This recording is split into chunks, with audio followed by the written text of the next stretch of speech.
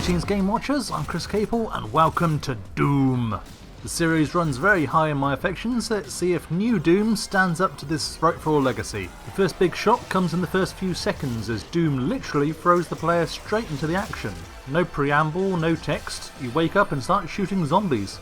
Even the original Doom has a longer gap between starting and shooting. There's a story about the Union Aerospace Corporation, basically the id Software version of Aliens' Weyland-Yutani, trying to exploit hell for energy, a plan which couldn't possibly go wrong, as well as the efforts of a cyborg woman named Olivia Pierce trying to open the doors to hell permanently. It's all happily kept quite subtle, with only a few story moments in-game and a lot of the backstory confined to collectible logs. It's good to see that id Software realises that people don't come to Doom for high drama, epic storytelling and overlong cutscenes. They just want to shoot demons. Doom is just pure action and entertainment all the way through. What seems at first to be deceptively simple arcadey run and gunplay actually has a lot going for it, and the learning curve is so carefully implemented I nearly didn't realise it was there at all. At the start with simple imps and zombie soldiers there's little threat and you can just leisurely stroll around and pick them off, but as new monster types slowly get meted out the combat actually gets tactical. You have to start worrying about taking out certain enemies first, picking up health and ammo, dodging, using power-ups or your best weaponry effectively, taking glory kills. You really have to think on your feet and it's satisfying as hell.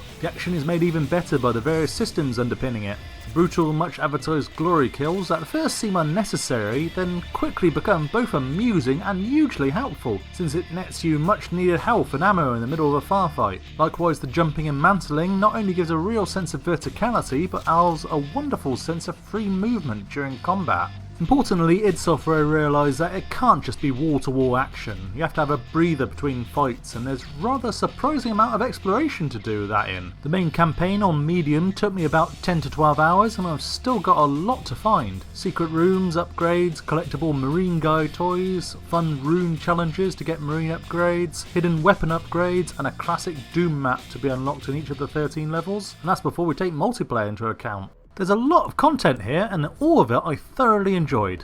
Well, less so multiplayer. I'm going to be honest here, with the multiplayer I had more fun in the beta than the final release, and there were a lot of folks who didn't even like that. There were 6 main modes, comprising Team Deathmatch, Domination, Warpath, a moving capture point, Soul Harvest, collect tokens from dead players, Freeze Tag, freeze enemies and thaw friends, and Clan Arena, eliminate the enemy team. This is topped off with 2 different combos of these modes.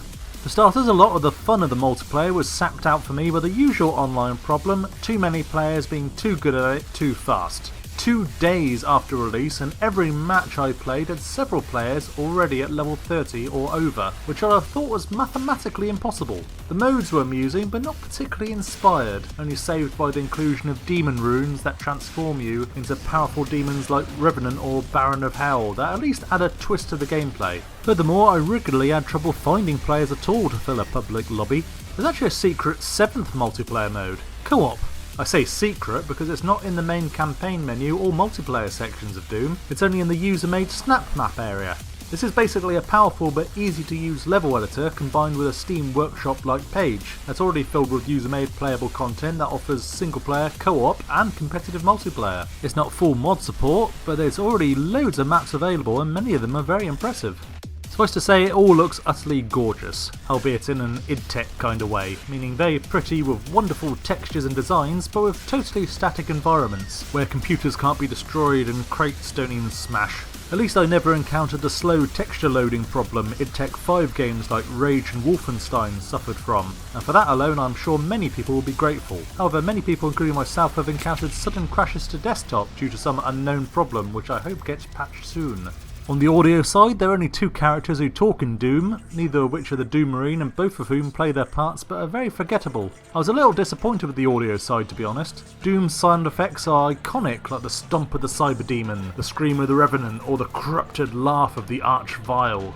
With the exception of the screaming lost souls or the gurgling of the pinkies, I can't recall what any of the monsters sounded like in this game. Same goes for the weapons or anything else in the environment, and definitely the screeching metal music. It's all good, but none of it is iconic.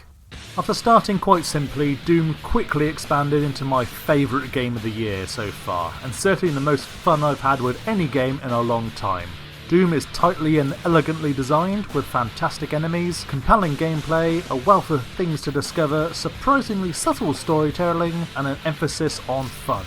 Yes, it could done with campaign co-op. The multiplayer is a little half-hearted, making the season pass somewhat redundant, and the audio design could have made more of an effort to meet the original game's iconic standards, but the wonderful gameplay, hugely entertaining campaign, and snap map and its potentially infinite amount of player-made content puts paid to any minor complaints. Doom is now my front runner for Game of the Year, and I gave it a great score of 9 out of 10. Thanks for watching everyone, Chris Capel and GameWatcher, out!